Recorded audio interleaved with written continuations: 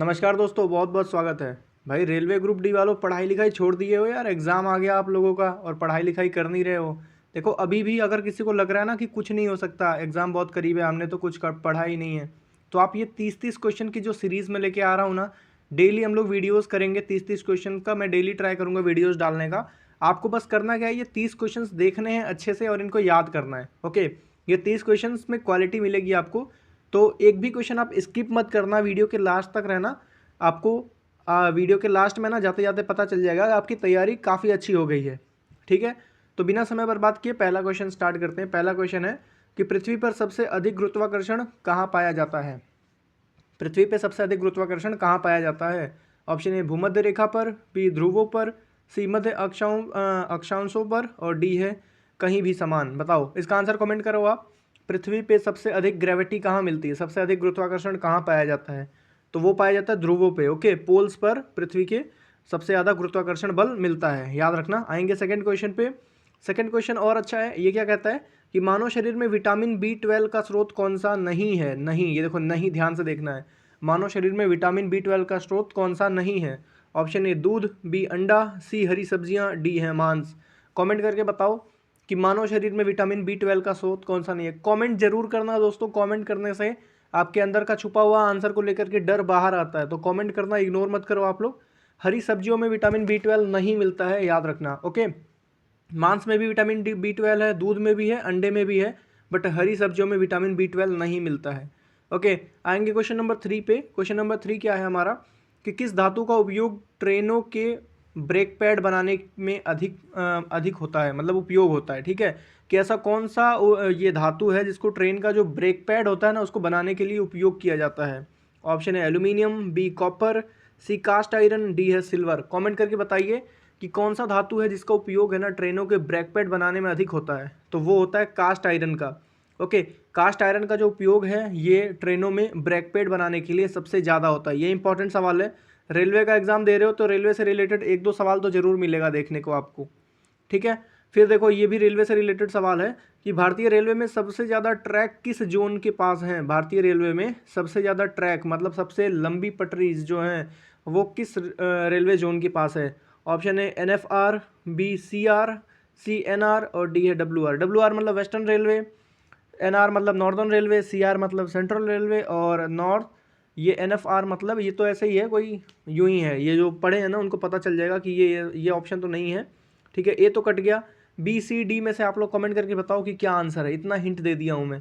तो इसमें जो नॉर्दर्न रेलवे है ना दोस्तों, नॉर्दर्न रेलवे के पास सबसे बड़ा ट्रैक जोन है। ओके, नॉर्दर्न रेलवे के पास सबसे बड़ा ट्रैक जोन है, याद रखना।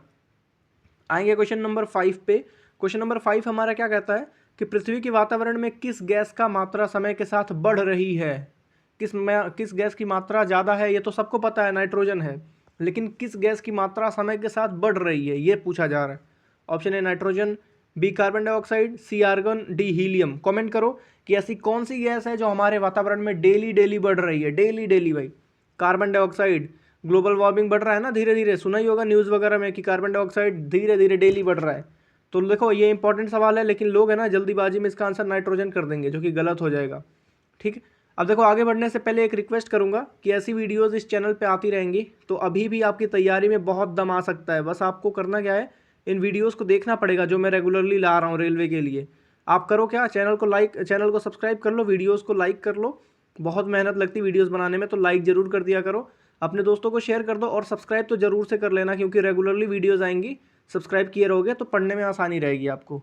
ओके, आएंगे क्वेश्चन नंबर 6 पे। 6th क्वेश्चन हमारा क्या कहता है कि किस धातु का गलनांक सबसे कम होता है। कम बोला जा रहा है, कम, ज़्यादा नहीं। ठीक है, किस धातु का गलनांक सबसे कम होता है। Option A mercury, B gallium, C caesium, D sodium. Comment करो कि किस धातु का गलनांक सबसे कम होता है। तो मरकरी का गलनांक जो है वो सबसे कम होता है। कुछ नया पता चला। ओके, आएंगे क्वेश्चन नंबर 7 पे। 7th क्वेश्चन क्या है कि भारत में पहली बार रेल कब चली थी। भारत में पहली बार रेल कब चली थी। Option A 1850, B 1853, C 1860, D 1862। Comment करके बताइए कि भारत में पहली बार रेल कब चली थी। तो भारत में पहली बार रेल चली थी 1853 में, और एक बार नौकरी लग गई ना तो पूरे परिवार वाले रेल में फ्री में घूमेंगे भाई। सच में, मजाक नहीं कर रहा हूँ, रेलवे वालों को बहुत बेनिफिट है।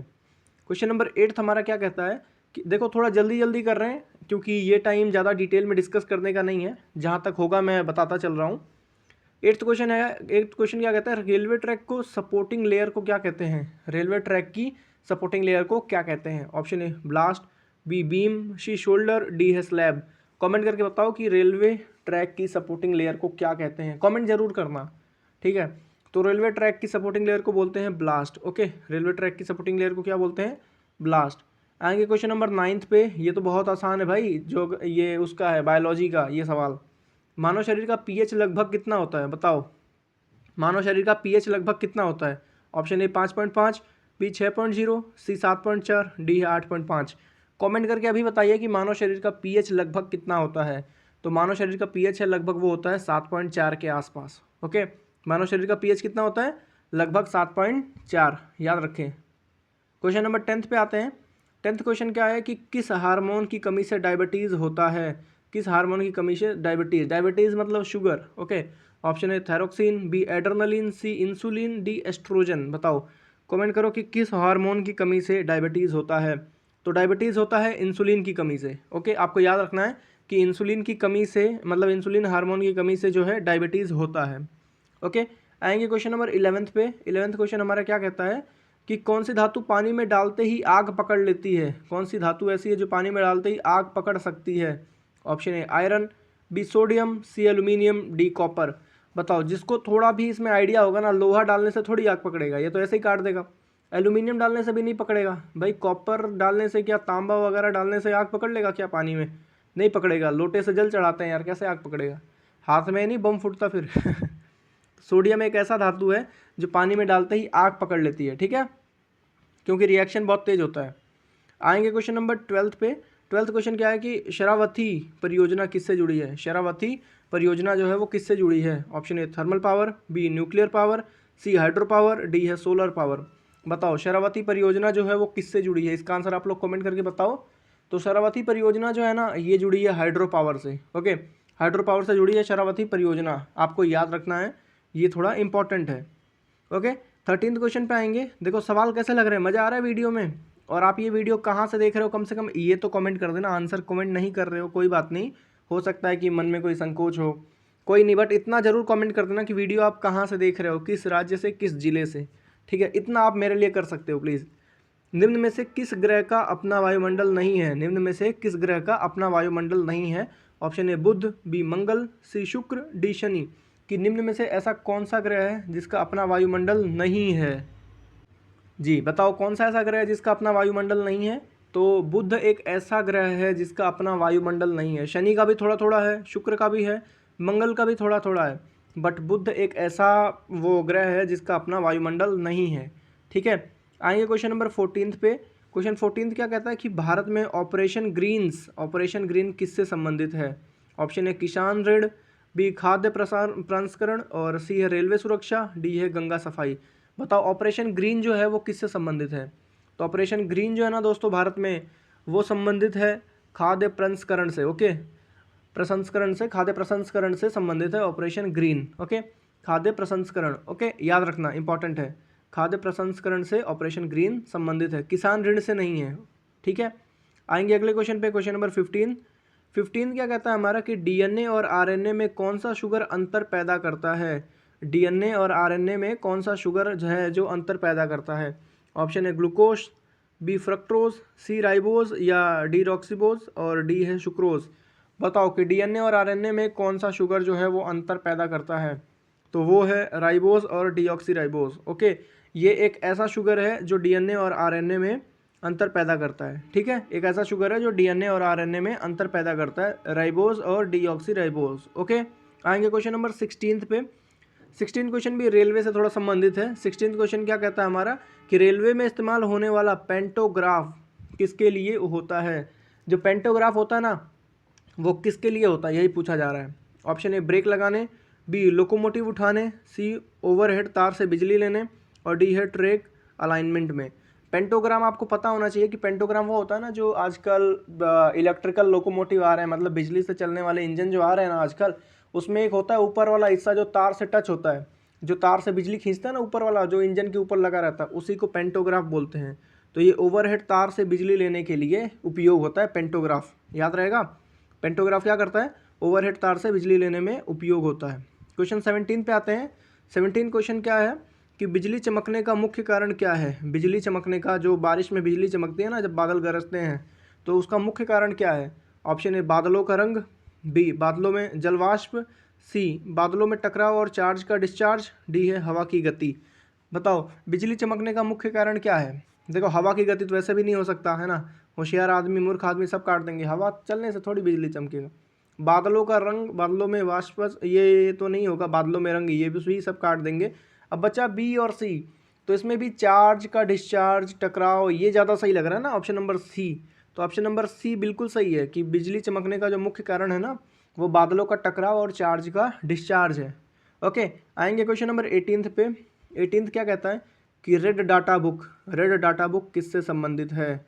रेड डाटा बुक जो है वो किससे संबंधित है। ऑप्शन है जल स्तर, बी संकटग्रस्त जीव प्रजातियां, सी प्रदूषण स्तर और डी है अंतरिक्ष अनुसंधान। ओके, कमेंट करो कि रेड डाटा बुक जो है ये किससे संबंधित है। रेड डाटा बुक, तो रेड डाटा बुक है, रेड मतलब क्या होता है, खतरे का रंग है ना, तो ये है संकटग्रस्त जीव प्रजातियां। ओके, जो प्रजातियां ऐसी हैं जिनकी आबादी बहुत कम बची है और आने वाले टाइम में वो विलुप्त हो सकती हैं, उनको रेड डाटा बुक में रखा जाता है, उनका नाम जो है रेड डाटा बुक में रखा जाता है, जिससे कि सरकार उनके ऊपर इन्वेस्टमेंट करके उनको बचा सके।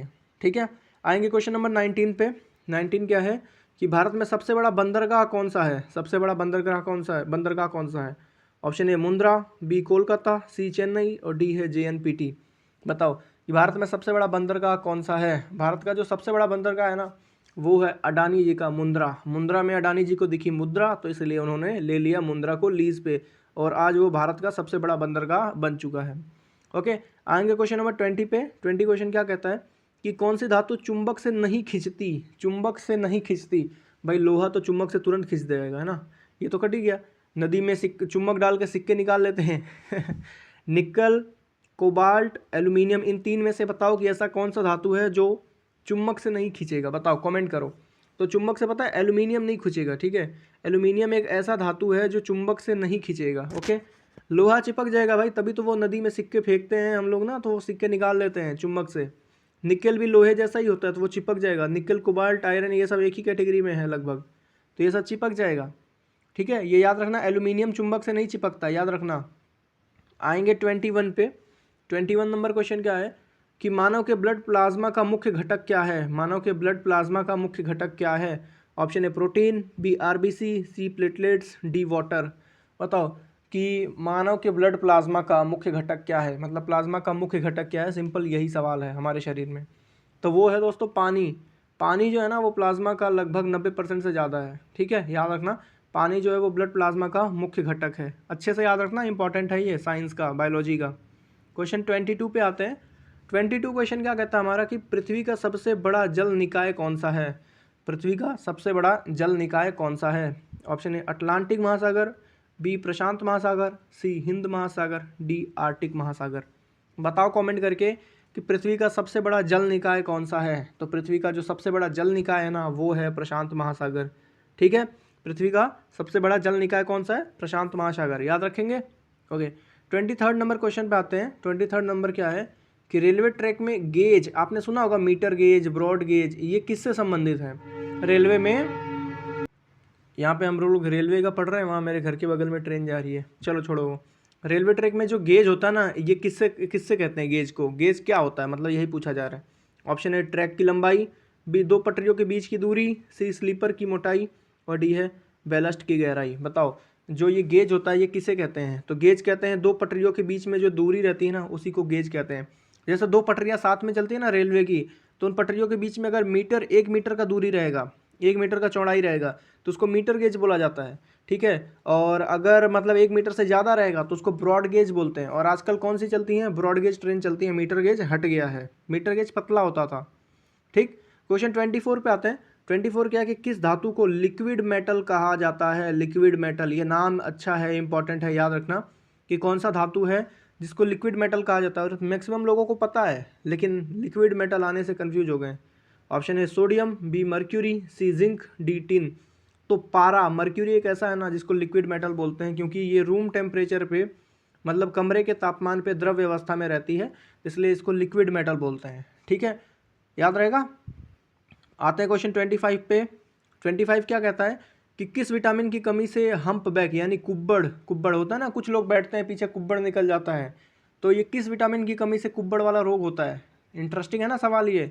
ऑप्शन है vitamin C, B vitamin D, C vitamin A और डी है विटामिन के। बताओ ए बी सी डी, इसका आंसर तो कम से कम जरूरी दे दो भाई, इसका आंसर तो कम से कम कर ही दो कि किस विटामिन की कमी से कुब्बड़ रोग होता है। बताओ, तो विटामिन डी की कमी से कुब्बड़ रोग होता है। Option number B vitamin D बिल्कुल सही है, विटामिन डी की कमी से कुब्बड़ होता है, हम्प बैक वाला रोग हो जाता है। ठीक है, याद रखेंगे। और विटामिन डी मिलेगा कैसे? सूरज की रोशनी में बैठो, सुबह शाम मिलेगा अपने आप। 26 नंबर क्वेश्चन क्या कहता है कि मानव हृदय की धड़कन किस उपकरण से मापी जाती है? मानव हृदय की धड़कन किस उपकरण से मापी जाती है? ऑप्शन ए ईसीजी, बी स्पाइग्मोमैनोमीटर, सी है स्टेथोस्कोप, डी है स्पैरोमीटर। आधे लोग तो नाम ही नहीं पढ़ पाएंगे ये है ना, ऐसे ऐसे नाम है। बताओ मानव हृदय की धड़कन, ये डॉक्टर लोग भी यार बहुत अजीब टाइप के लोग हैं, मतलब इतना हार्ड हार्ड नाम रखने की क्या ज़रूरत है, सिंपल रख देते हैं कि कान में लगा लिया ईयरफोन वाला, मतलब डॉक्टर वाला ईयरफोन, सिंपल। अब उसको स्टेथोस्कोप बोलते हैं, आधे लोगों से बोला ही ना जाए। मानव हृदय की धड़कन किस उपकरण से मापी जाती है, ये बताओ। ये डॉक्टर लोग सच में एक दिन पूछना पड़ेगा, ये लोग गजब होते हैं। तो ईसीजी नाम की एक मशीन होती है ना, उसी से मानव हृदय की धड़कन नापी जाती है। ओके, और धड़कन चल रही है कि नहीं चल रही उसको चेक करने के लिए ये स्टेथोस्कोप होता है, वो सिर्फ धक धक धक धक आवाज़ आती, लेकिन कितना चल रहा है, कितना हर मिनट में आदमी सांस ले रहा है, वो ईसीजी से नापा जाएगा। समझ गए ना दोनों के बीच का कन्फ्यूजन? ईसीजी है इसका आंसर सही। 27 पे आते हैं। 27 नंबर क्वेश्चन क्या कहता है कि भारत में जीडीपी किसके द्वारा जारी की जाती है? भारत में जीडीपी जो है वो किसके द्वारा जारी की जाती है? तो भारत में जो जीडीपी है ना दोस्तों, वो सीएसओ के द्वारा जारी की जाती है, याद रखना, सीएसओ के द्वारा, आरबीआई वगैरह का कोई योगदान नहीं है। ठीक है, सीएसओ के द्वारा भारत में जीडीपी जो है वो जारी की जाती है। क्वेश्चन 28 पे आते हैं। 28 क्या कहता है कि इंजन के पिस्टन में किस ऊर्जा का यांत्रिक ऊर्जा में रूपांतरण होता है? इंजन के पिस्टन में किस ऊर्जा का यांत्रिक ऊर्जा में रूपांतरण होता है? ऑप्शन है इलेक्ट्रिकल, बी केमिकल, सी हीट, डी पोटेंशियल। बताओ किस ऊर्जा का यांत्रिक ऊर्जा से रूपांतरण होता है, यांत्रिक ऊर्जा में रूपांतरण होता है? बताओ 28 का आंसर बताओ जल्दी से। तो वो है ऊष्मा ऊर्जा, यानी कि हीट एनर्जी का जो पिस्टन है ना, वो यांत्रिक ऊर्जा में मतलब चलाने वाली काइनेटिक एनर्जी में कन्वर्ट करता है। ओके, 29 क्वेश्चन पे आते हैं। 29 नंबर, किस धातु का उपयोग रेल पटरियों में होता है? मतलब जो रेल की पटरियां हैं वो किस धातु से बनी हैं? Option A mild stone, B aluminium, C copper, D stainless steel. बताओ क्या आंसर होगा इसका? तो इसका आंसर है माइल्ड स्टील। ओके, एक तरीके का यह स्टील है, माइल्ड स्टील नाम से एक होता है, उसी से पटरियाँ बनाई जाती हैं जिससे कि जंग ना लगे उन पे। समझे? 29 का आंसर। और ये 30 नंबर क्वेश्चन एकदम लास्ट है और एकदम इम्पॉर्टेंट है कि किस अंग को ब्लड बैंक ऑफ बॉडी कहा जाता है? मतलब खून का बैंक हमारे बॉडी का, वो कौन सा हिस्सा है? ऑप्शन है किडनी, बी लीवर, सी स्प्लीन और डी है लंग्स। तो स्प्लीन जो है ना, स्प्लीन, प्लीहा बोलते हैं इसको, स्प्लीन, प्लीहा। ओके, ये हमारे बॉडी का ब्लड बैंक ऑफ बॉडी है। ठीक है, ब्लड बैंक ऑफ बॉडी। तो बहुत अच्छा रहा, ये सवाल सब अच्छे थे मेरे ख्याल से। और आपको कैसा लगा ये आप कमेंट करना। 30 में से आपका कितना सही हुआ और आप ये वीडियो कहाँ से देख रहे हो?